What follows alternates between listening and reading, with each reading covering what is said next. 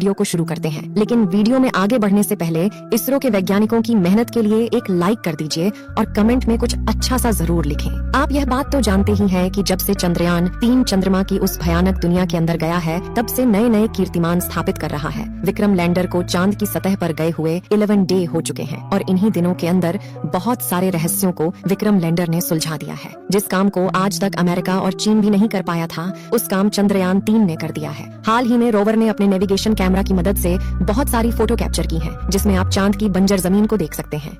यह बात तो आप जानते हैं कि जब से चंद्रयान 3 लैंड हुआ है, उसी वक्त से उसने अपना काम शुरू कर दिया है और उसके अंदर से निकला हुआ रोवर अलग अलग जगह घूमकर फोटो भेज रहा है, जिसे देख दुनिया भर के वैज्ञानिकों में हड़कंप मचा हुआ है। इन हाल ही में भेजी गई ताज़ा फोटो के अंदर आप चांद की सतह को सूरज की किरणों से चमकता हुआ देख सकते हैं। साथ ही आप यह भी देख सकते हैं कि चांद की सतह पर कितनी ज्यादा उबड़ खाबड़ जमीन है, जिसका यह हाल लंबे समय तक उल्का पिंडों के गिरने से हुआ है। दोस्तों, यह जो गड्ढे दिख रहे हैं, ये बहुत ही बड़े बड़े हैं। साथ ही चौंकाने वाली बात तो ये है कि इन्हीं गड्ढों के अंदर 1-2 किलोग्राम नहीं, बल्कि पूरा 10 करोड़ टन पानी मौजूद हो सकता है। जी हाँ, आपने सही सुना और यह बहुत ही बड़ी बात है। साथ ही इनके अंदर कई सारे खनिजों का भंडार हो सकता है, जिनकी कीमत इतनी है कि हम सोच भी नहीं सकते हैं। तो आप अंदाजा लगा ही सकते हैं कि चांद पर और क्या क्या हो सकता है। जब हमारा चंद्रयान 3 चांद की कक्षा में था, तब भी उसने चंद्रमा की सतह की फोटो भेजी, जो कि आपको शायद याद ही होगी। उसके बाद से लेकर आज तक हमारा चंद्रयान धरती पर तरह तरह की तस्वीरें भेजता आ रहा है। साथ ही हम आपको इस मिशन से जुड़ा एक खतरनाक पहलू बताने वाले हैं, जिसके बारे में जानकर आपकी इसरो के लिए मन में और ज्यादा इज्जत बढ़ जाएगी। हमारा विक्रम लैंडर लैंडिंग के बाद बस एक जगह पर खड़ा है और उसके अंदर से निकला हुआ प्रज्ञान रोवर इधर उधर घूम रहा है और जानकारी कलेक्ट करके हम तक पहुंचा रहा है। इसका मतलब यह नहीं है कि विक्रम लैंडर एक जगह पर खड़ा है तो वह कुछ भी काम नहीं करेगा। ऐसा सोचना भी मत, क्योंकि हमारा विक्रम लैंडर खड़े खड़े ही वह काम करेगा जिसके बारे में अन्य देश सोच भी नहीं सकते हैं। यह अपने चारों पैरों पर खड़ा होकर चांद के वातावरण के बारे में रिसर्च करेगा।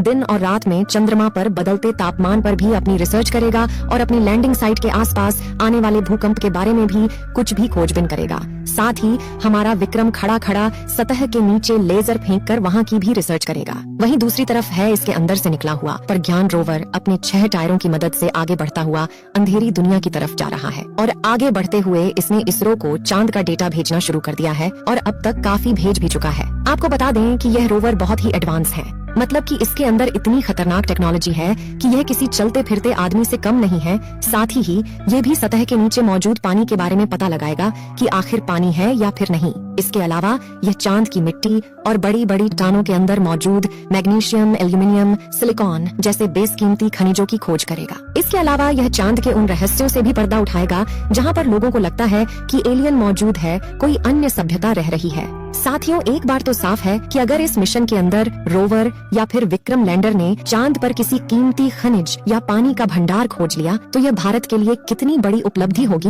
ये तो हम सपने में भी नहीं सोच सकते हैं। 15 दिन के मिशन को कंप्लीट करने के बाद रोवर और विक्रम लैंडर दोनों डीएक्टिव हो जाएंगे और आने वाले हजारों सालों तक चांद की सतह पर ही ऐसे मौजूद रहेंगे, यानी कि भारत तिरंगा लहराते रहेंगे। वर्तमान समय में इसरो कितना आगे जा चुका है, यह तो आप जानते ही हैं, क्योंकि इसरो ने बिना किसी सहायता के अकेले ही चांद की दक्षिणी ध्रुव पर झंडा गाड़ दिया था। यही वजह है कि दुनिया भर के देश आज इसरो को सैल्यूट करते हैं और नासा जैसी बड़ी कंपनियां हैरान तो तब हुई जब रोवर चांद की भयानक दुनिया के अंदर गया और फिर उसने वहां की तस्वीरें भेजना शुरू की। वहां की जमीन पर रिसर्च अभी चल रही है। प्रज्ञान रोवर के अंदर लगाए गए लेजर ब्रेकडाउन स्पेक्ट्रोस्कोप ने चांद की धरती के नीचे लेजर को फेंक कर कुछ बड़े ही महत्वपूर्ण तत्वों की खोज की है, जिसमें दोस्तों हाइड्रोजन, ऑक्सीजन जैसे तत्व मिले हैं। तो क्या इसका मतलब चंद्रयान 3 ने चांद पर पानी खोज निकाला है? यह भी एक बड़ा सवाल है। हालांकि इस बात की अभी पुष्टि नहीं हुई है, तो साफ शब्दों में ऐसा कुछ नहीं कहा जा सकता है कि चांद पर पानी लिक्विड फॉर्म में मौजूद है। इसरो के वैज्ञानिकों ने यह भी बताया है कि इस समय चंद्रयान के रोवर के सामने एक बहुत ही बड़ी मुसीबत मंडरा रही है,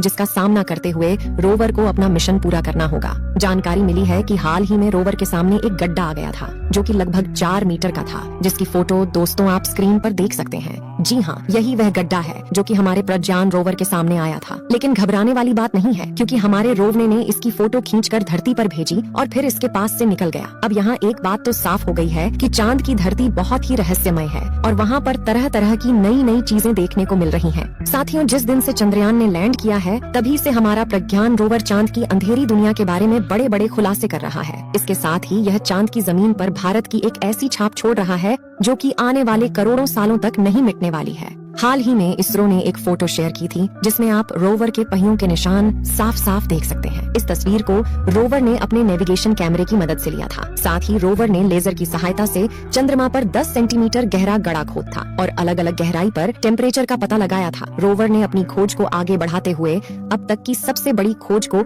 अंजाम दे दिया है। मतलब दोस्तों, रोवर ने ये भी बता दिया है कि चंद्रमा की सतह पर कौन कौन से खनिज पदार्थ मौजूद है और कौन कौन सी गैस है पाई गई है। रिजल्ट में पता चला है कि चंद्रमा की सतह पर सल्फर, एल्यूमिनियम, क्रोमियम, टाइटेनियम और ऑक्सीजन भी मिली है। एक हफ्ते में रोवर अभी तक सिर्फ 12 मीटर चल पाया है, जबकि उम्मीद यह जताई जा रही थी कि 30 मीटर तक चल जाएगा। अब यहाँ से इसरो की कोशिश यही है कि बचे हुए समय तक रोवर कम से कम 300 मीटर चले ताकि और ज्यादा जानकारी हम तक पहुँच पाए। मतलब आने वाले कुछ दिनों के अंदर ही इसे और भी बड़ी बड़ी खोजें करनी होगी, क्योंकि 7 दिनों बाद चंद्रमा पर अंधेरा छा जाएगा और टेम्परेचर हद से ज्यादा माइनस में चला जाएगा, जिस कारण हमारा विक्रम लैंडर और प्रज्ञान रोवर काम करना बंद कर देंगे। दोस्तों, हमारे वैज्ञानिकों का ये भी मानना है कि चंद्रमा के दक्षिणी छोर पर बने बड़े बड़े गड्ढों में बर्फ के साथ कई मूल्यवान धातुओं और गैसों का भंडार भी हो सकता है। अगर इस बात का पता इसरो लगा पाता है तो हमारे देश के हाथ में एक बड़ा खजाना हाथ लगने वाला है, क्योंकि दोस्तों यह खोज हमारे लिए ही नहीं